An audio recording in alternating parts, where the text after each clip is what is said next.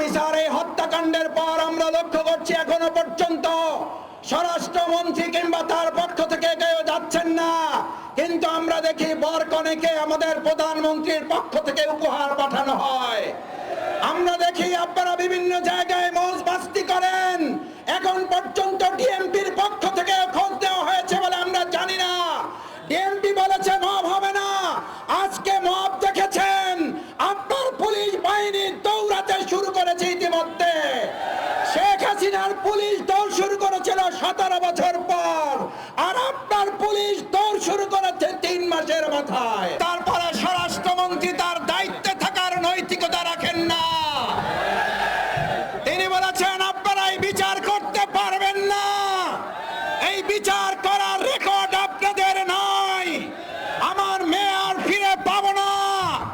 এর মানে হচ্ছে বর্তমান সরকার ক্ষমতায় এসে আমাদের প্রিয় হাদির বিচার না করার মধ্য দিয়ে বিচারহীনতার সংস্কৃতি এই সরকার লালন পালন করছে। এই ভিডিওটা শুনেন। লামিসা তো একটা সাধারণ নাগরিক, তার কোথায় সে বিচার পাবে? ওসমান হাদিবের বিচার হয় নাই, জিয়াউর রহমানের বিচার হয় নাই, খালেদা জিয়াকে এত বছর বন্দী করে রাখছে, ওইটার বিচার হয় নাই। স্বরাষ্ট্রমন্ত্রী পদত্যাগ করা উচিত, যথোপযুক্ত দৃষ্টান্তমূলক শাস্তি অন্যরা পাইতো। আজকে লামিসার এ পর্যন্ত আমাদের কেস আসতো না। কোনো মানুষ যদি সুস্থ মস্তিষ্ক থাকে সে দর্শন করে না। সমাজে অসুস্থ সমাজ আমাদের হয়ে গিয়েছে, বিকৃত মস্তিষ্ক, এবং যেভাবে হলো তার লাশটা হলো তারা সাইজ করলো, এটা কোনো সুস্থ মস্তিষ্ক মানুষ এটা করতে পারে না। এবং এটার সাথে তাদের দেখা গেছে ফ্যামিলির পাশের ফ্ল্যাটের মানুষ হলো জড়িত। এটা হলো আমাদের নৈতিকতার শিক্ষা থেকে শুরু করে যদি এটা আমরা ডেভেলপ করতে পারি, শক্তিশালী বিচার হয়, তাহলে এটা হবে। লামিসা তো আপনি চিন্তা করেন, লামিসার বাবা বলতেছে আমি বিচার পাবো না। কয় বছরের সন্তান সে ধর্ষণ হয়েছে, শাহ আলী মাজারে কারা মত করেছে, সরকারের কাছে কোনো প্রশ্নগুলোর আমরা এই পর্যন্ত কোনো সমাধান পাই নাই। এই জন্য আমি মনে করি যে তারেক রহমান মাছ কাট বাদ দিয়ে তারেক রহমান নিজে হলো স্বরাষ্ট্র মন্ত্রণালয় ডিল করা। বিএনপি কিন্তু কোনো কালেই জামাতের সাহায্য ছাড়া ক্ষমতা আসতে পারে নাই। বিএনপি এককভাবে কোনো কালেই পারে নাই। আপনি যদি ধরেন এবার আসে নাই না, এইবারের আগে মানে এবার তো বিএনপি কোনো কালেই পারে নাই। এবারের কথা বলছে, এবার তো বিএনপি জামাত আলাদা ইলেকশন করেছে, এবারের কথা বাদ দিয়ে বলছে আর কি। জামাত না থাকলে বিএনপি এর আগে ক্ষমতায় আসতে পারতো না। কখনোই জামাতের সহযোগিতা ছাড়া বিএনপি এককভাবে ক্ষমতা আসতে পারে নাই এবারে নির্বাচনের আগ পর্যন্ত, কারণ এবারে নির্বাচনে জামাত বিএনপি সরকার দল বিরোধী দল হয়েছে।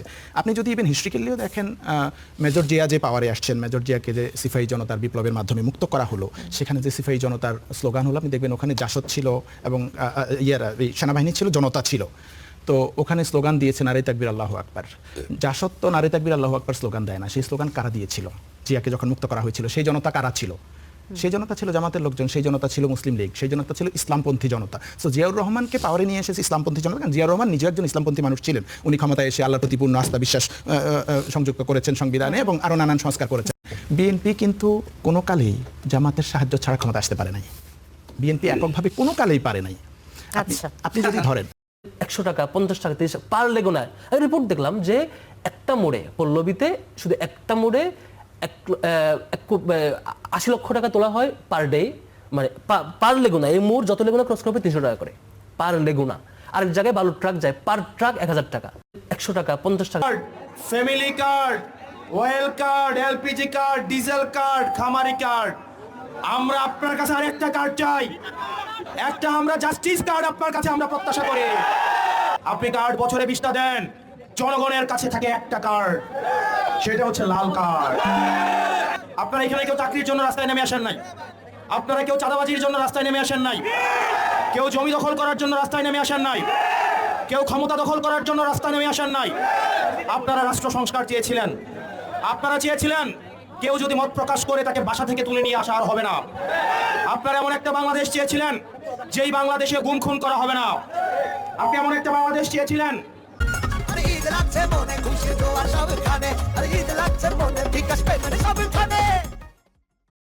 যেই বাংলাদেশে মত প্রকাশ এবং দ্বিমত প্রকাশের দুটারই স্বাধীনতা থাকবে।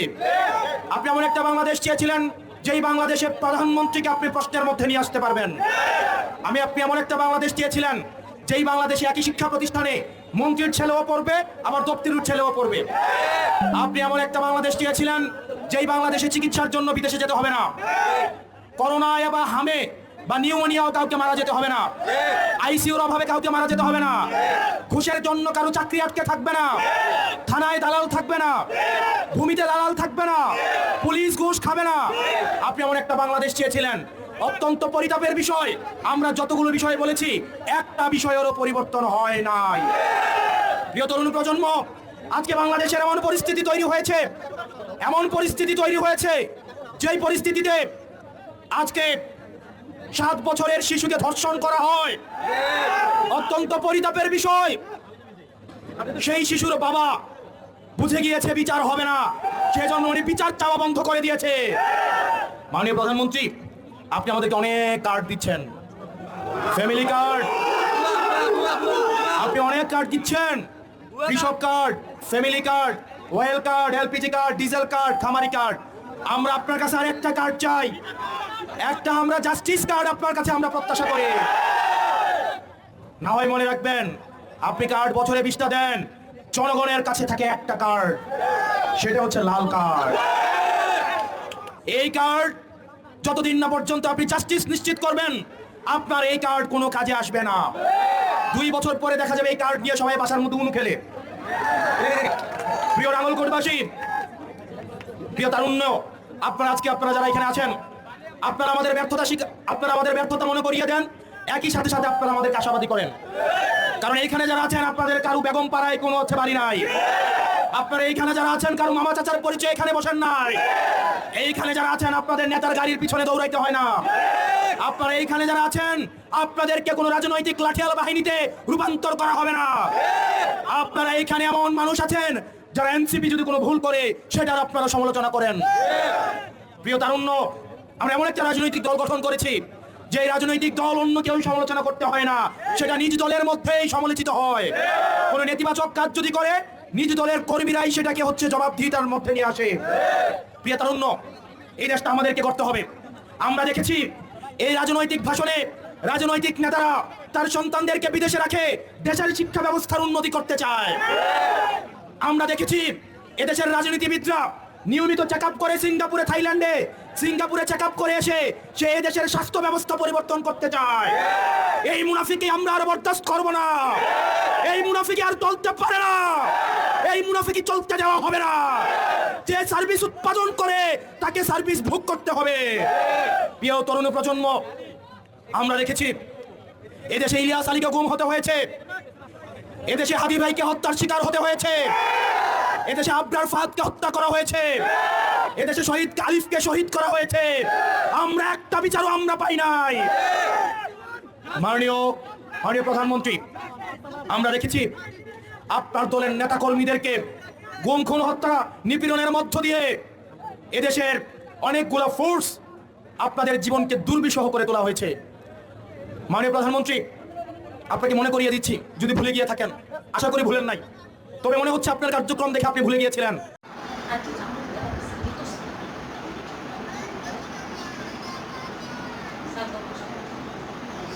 দেশের স্বার্থ বিনষ্ট করে কোনো চুক্তি করবে না সরকার, বলেছেন মির্জা ফখরুল। দেশের জাতীয় স্বার্থকে বিনষ্ট করে কোনো চুক্তি করবে না সরকার বলে মন্তব্য করেছেন বিএনপির মহাসচিব ও স্থানীয় সরকার, পল্লী উন্নয়ন ও সমবায় মন্ত্রী মির্জা ফখরুল ইসলাম আলমগীর। তিনি বলেন, ভারতের সঙ্গে বাংলাদেশের সুসম্পর্ক বজায় থাকবে কি না তা ফারাক্কা চুক্তির সম্পাদনের মধ্য দিয়ে নির্ভর করবে। বাংলাদেশের স্বার্থ সবার আগে দেখবে সরকার। শনিবার ফারাক্কা লং মার্চ দিবস উপলক্ষে রাজধানীর ইঞ্জিনিয়ার্স ইনস্টিটিউশন মিলনায়তনে বিএনপি আয়োজিত এক আলোচনা সভায় প্রধান অতিথির বক্তব্যে তিনি এসব কথা বলেন।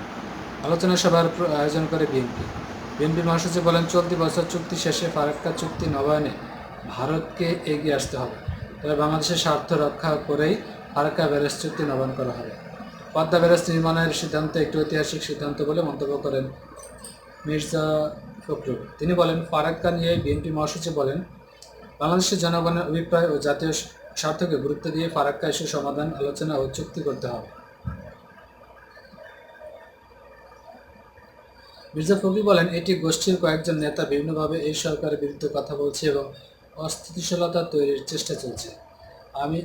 বাংলাদেশের জনগণ যারা বুকের রক্ত দিয়ে গণতন্ত্রকে অর্জন করেছেন, তারা কখনোই কোনোভাবে কোনো রকম চক্রান্ত ষড়যন্ত্রকে এখনো মাথা তুলে দাঁড়াতে দেবে না। জনগণকে এ বিষয়ে সতর্ক থাকার আহ্বান জানান তিনি। এক অনুষ্ঠানে পানি ও পরিবেশগত সংকটের পাশাপাশি দেশের সাম্প্রদায়িক পরিস্থিতি নিয়ে গভীর উদ্বেগ প্রকাশ করেন বিএনপির স্থায়ী কমিটির সদস্য গয়েশ্বর চন্দ্র রায়। তিনি বলেন, পানি সমস্যা, পরিবেশ সমস্যার পাশাপাশি সাম্প্রদায়িক সমস্যাও বিরাট আকার ধারণ করেছে।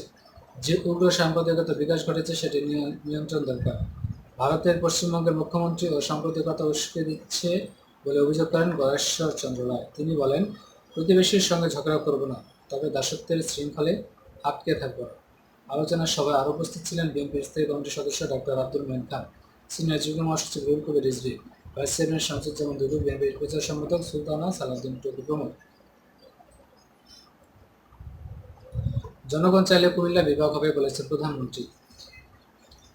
কুমিল্লাকে বিভাগ করা জনগণের দাবি হলে তা বাস্তবায়ন করা হবে বলে প্রতিশ্রুতি দিয়েছেন বিএনপি মহাসচিব, বিএনপি প্রধানমন্ত্রী ও বিএনপি চেয়ারপারসন তারেক রহমান। শনিবার দুপুরের দিকে কুমিল্লার বড়ুয়া উপজেলার লক্ষ্মীপুর বাজার মাঠে পথসভায় যোগ দিয়ে তিনি এ কথা বলেন।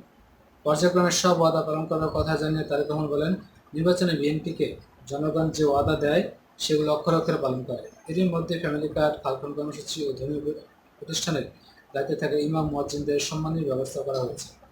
তিনি বলেন, আপনারা দেখছেন, আমরা নির্বাচনের আগে ফ্যামিলি কার্ডের প্রতিশ্রুতি দিয়েছিলাম। আমরা মানুষকে কার্ড দেওয়া শুরু করেছি। এই এলাকায় মানুষের ফ্যামিলি কার্ড পাবে। আগামী জুনে যে বাজেট সেখানে ফ্যামিলি কার্ডের জন্য অনেক বরাদ্দ রয়েছে। প্রধানমন্ত্রী বলেন, বিগত ফ্যাসিবাদী সময়ে সরকারের বিরুদ্ধে কথা বলে গুম মামলা করা হতো। দেশের মানুষ 2024 সালে ছাত্র জনতার অভ্যুত্থানে তাদেরকেই দেশ থেকে বিতাড়িত করেছে। দেশের মানুষের গণতন্ত্র প্রতিষ্ঠায় বহু মানুষ শহীদ হয়েছে, বুকের তাজা রক্ত ঢেলে দিয়েছে। তারেক রহমান বলেন, এই দেশে মানুষ একটা বিরাট স্বৈরাচারের কবলে পড়েছিল, কিন্তু দেশের মানুষ মুক্ত হয়েছে সেই অবস্থা থেকে। তবে শুধু দেশ স্বাধীন করলে হবে না, দেশ যদি স্বাধীন করি, দেশকে স্বৈরাচার মুক্ত করি, পরবর্তী কাজ হচ্ছে দেশকে পুনর্গঠন করা।